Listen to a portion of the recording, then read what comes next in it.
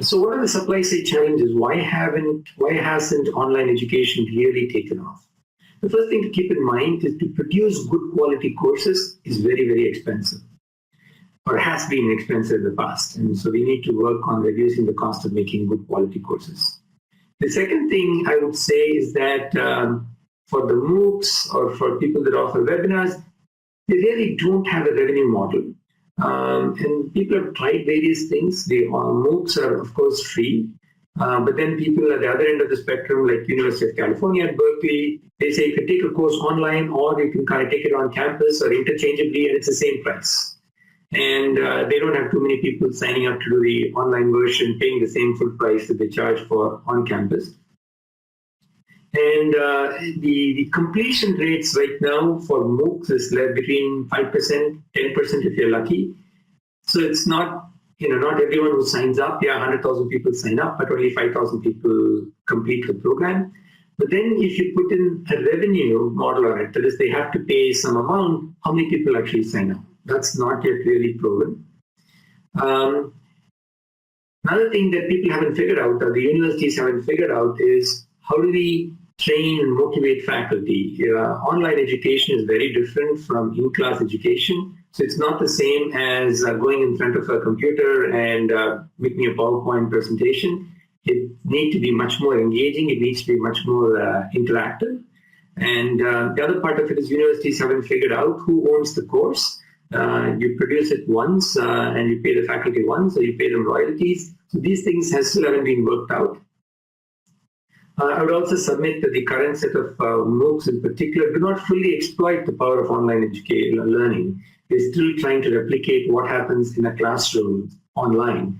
And watching a video of someone giving a talk with no ability to interact is only as exciting as watching your neighbor's vacation pictures. The first two pictures, you're like, yeah, that's interesting. But after a while, you're like, this is boring. So it's the same thing with MOOCs, that after a while, people get very bored just watching one lecture after another without any interaction with fellow students or with the faculty. And the last thing is, even for companies or organizations that have tried to have a good revenue model, it's been very costly to attract students. How do you go and let people know that you have this program? How do you match the supply and demand? That has been a big challenge. The demand side constraints, I would say that there are often no certificates or exams or credentials. So if it's not something that differentiates you from other people, or if everyone who takes it passes and there's no grades offered, employers don't take this seriously. And if employers don't take it seriously, eventually the participants will not take it seriously, because they're like, everyone does these kind of courses to improve the employment prospects. So we had some challenges there. The second thing I would say is very often the right target segment for this model, the online education, would be people that are already working in companies. So this would be adults.